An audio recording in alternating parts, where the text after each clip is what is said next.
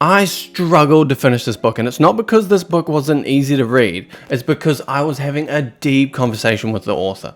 There were so many points in this book that I disagreed with, and so many that I did with. I was struggling back and forth as I was having a conversation with the author, taking notes and annotating it. So I'm going to give you the top 8 takeaways I got from this book that I agree with, and some that I didn't. Hey guys, so if you're new here, I'm AB, and on this channel we read a book every week. So if you're struggling or you just don't have the time to read, I give you the top takeaways of each book we cover. So this book brings up 2 arguments here, and one of them is etiology, the cause, and the second one is teleology, which is the purpose. Now what that means is these 2 arguments were like quite hard for me to get my head around, but a simple argument would be, let's say I'm afraid to go outside, so I'm a shut-in.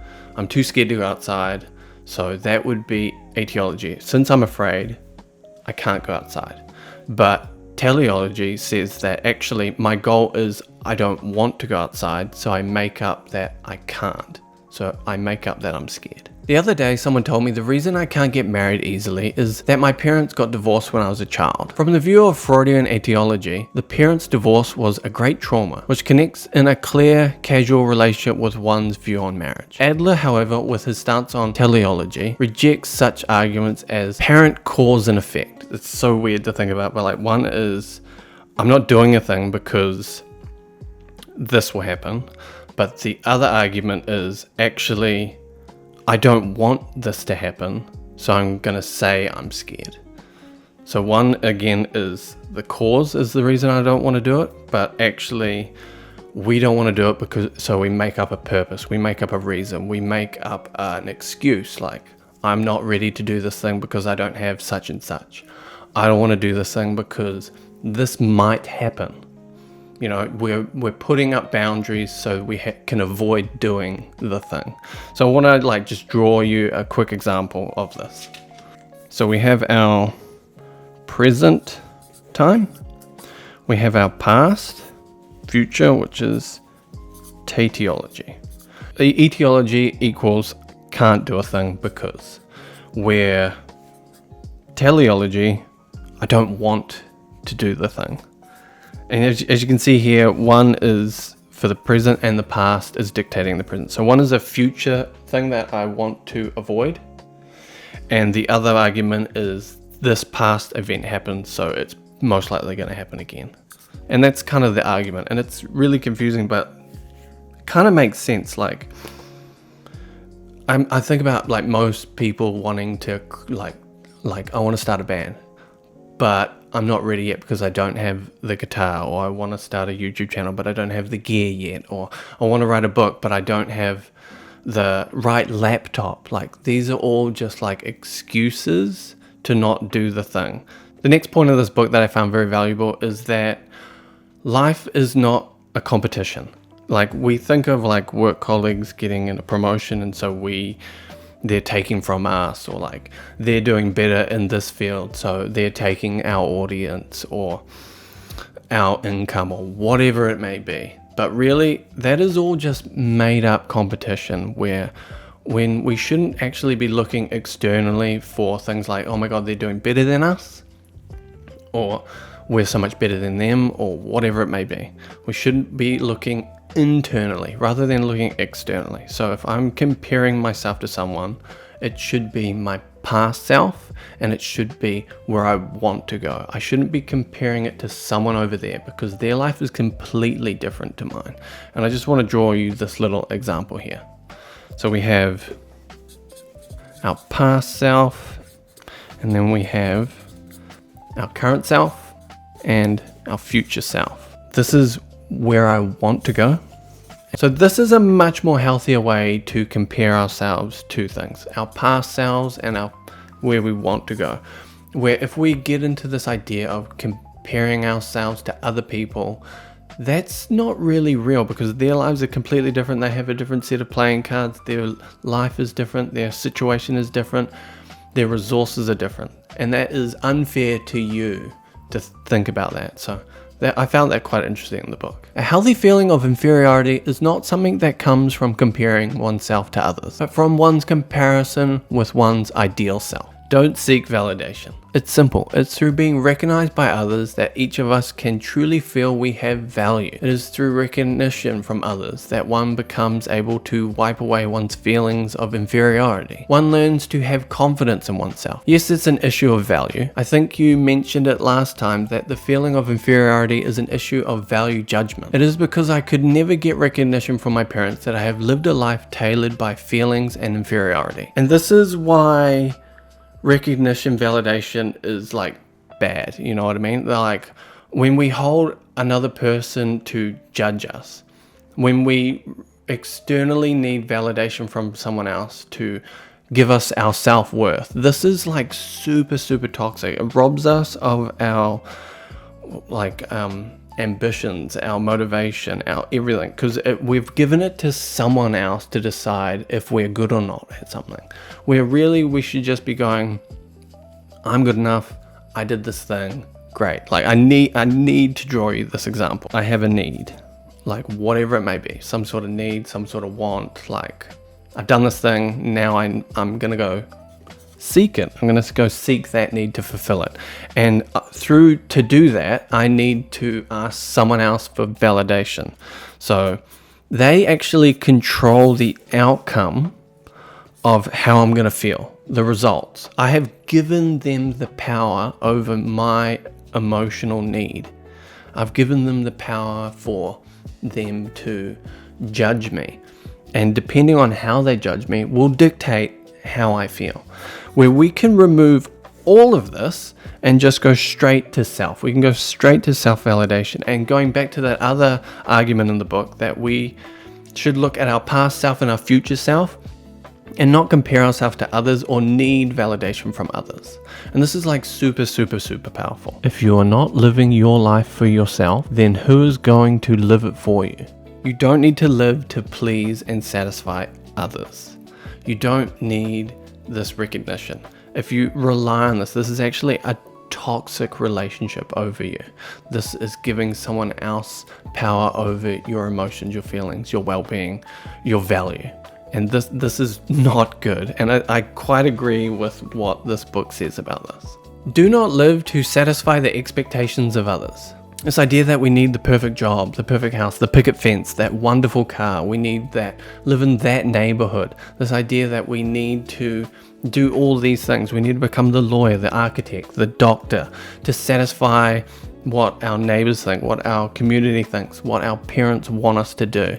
This is a dangerous path, I think, because we're not living true to who we are.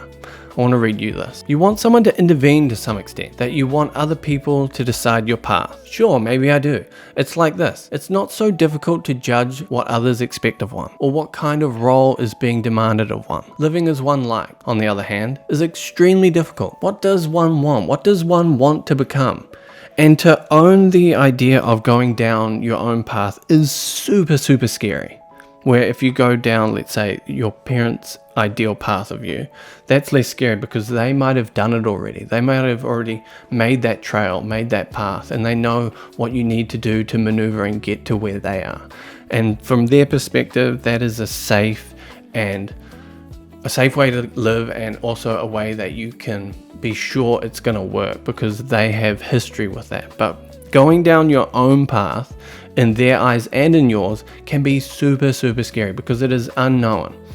But like living a life where you're coloring in the coloring book lines of your parents or someone else that you know, rather than going outside the lines and seeing what you want, is not a journey, isn't really a life, I would say. And I got to read you this little quote from this book that actually resonated quite a bit with me. Maybe it is easier to live in such a way as to satisfy other people's expectations, because one is entrusting one's own life to them. For example, one runs along the tracks that our parents have laid out. Even if there are a lot of things one might object to, one will not lose one's way as long as one stays on those rails. But if one is deciding one's own path, it's only natural that one will get lost at times. One comes up against the wall of how one should live. It is scary to go down your own path, and that is why our parents want us to go normally down their path, because they know it already. Where you want to go, they can't guide you because they haven't done it themselves. So I just want to draw you this quick example. So we have you, and then we have them. This could be a group, it could be your parents, it could be whoever you want it to be. And then we have their expectations of you.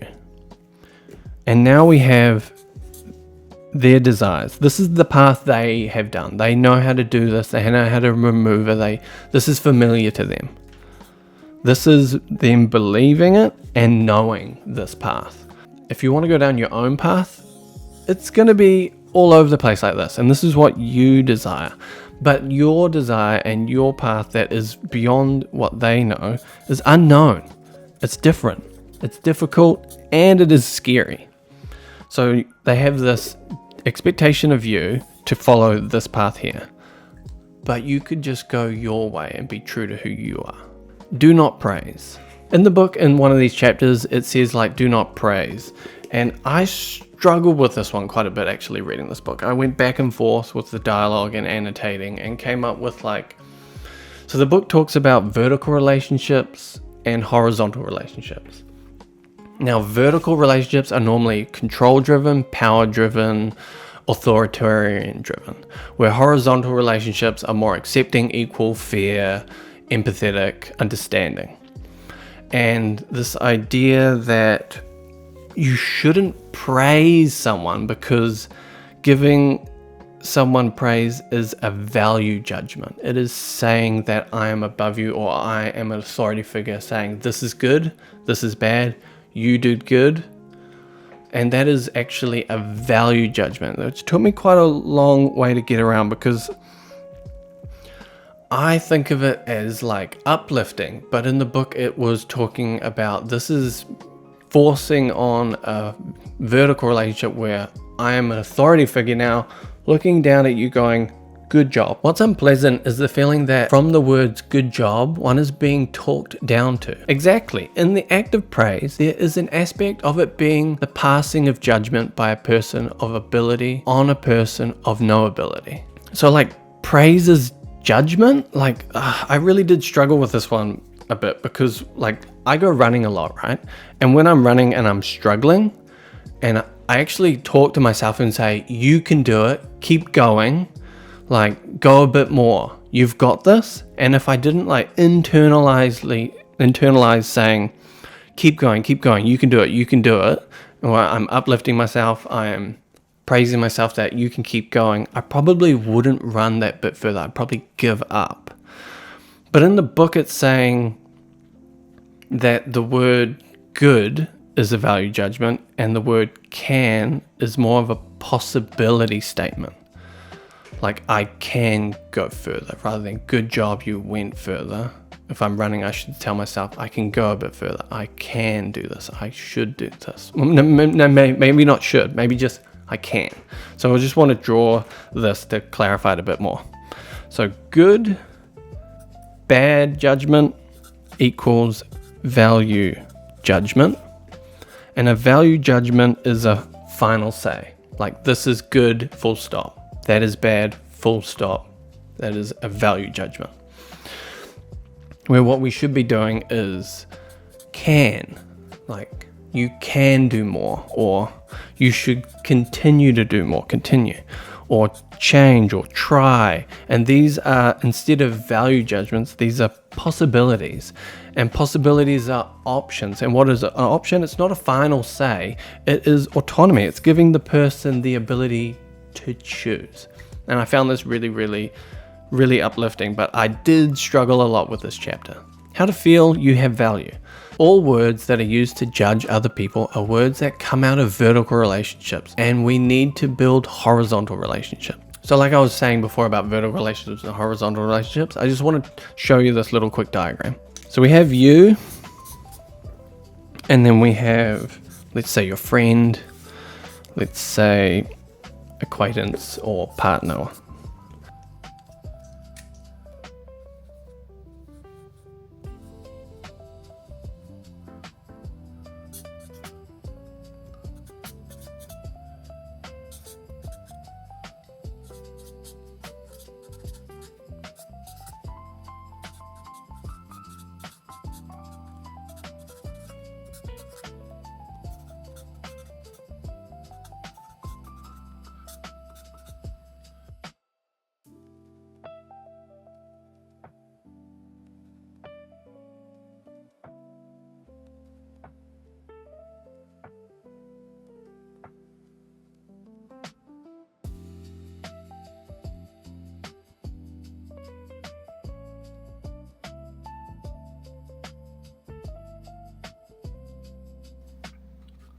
They enjoy, what is it, anime, Harry Potter, Pokemon, or whatever it may be. No judgment. That is a nice, beautiful horizontal relationship.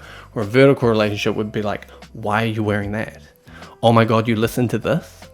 Can you see the difference there? One is a judgment and one is an accepting thing. So I just wanted to get that really clear, and I found this chapter a bit more easy to understand these values on how people treat each other and how people judge each other. You can be happy now.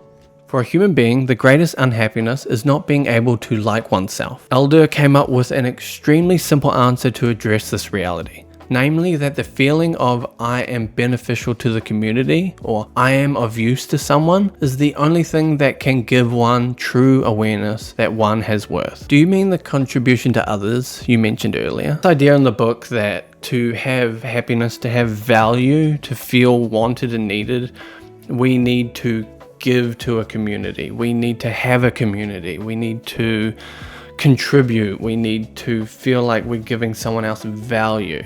I do think that's a great thing, but I don't think that that is what is happiness. Like, this idea that you need others to be happy is really, really scary to me, and I don't quite agree with what he's saying here. The fact that, like, again, don't get me wrong, like helping other people, contributing to a community, having a group of people is like a great, great way to be happy. But not all of us have this. Some people of us are alone. Some of us people are in toxic relationships or don't have resources, and we have to find our own way to be happy. So again, I think I've talked about this book before, Man's Search for Meaning. Like, when we have a purpose, an internal purpose, an internal drive, that is what gives us meaning and purpose, and that can lead to happiness through doing that. This community thing is great, and like, yes, it can do that as well, but that being the sole reason for happiness, I don't agree with. I think having your own self-worth, your own, I'm doing this thing for me, I'm doing this thing for this, which again is external giving, which is a great thing. But this idea that a community is the only way to be happy, I disagree with. I think we can be happy with who we are, and just existing in this world is enough to be happy. It's a psychology book, right? But it's also a philosophical book. And I found that this book that constantly talked about Elderian psychology was actually really, really closely linked to existentialism. Like, I found that these books here, these existential authors, was really, really, really close to their views on life and how to live. And I want to read you this. What is the meaning of life? What are people living for? When someone poses these questions to Eldera, this was his answer. Life in general has no meaning. And that is totally existentialism. Existentialism is the idea that life is meaningless, there is no reason, there is no purpose, so we make our own.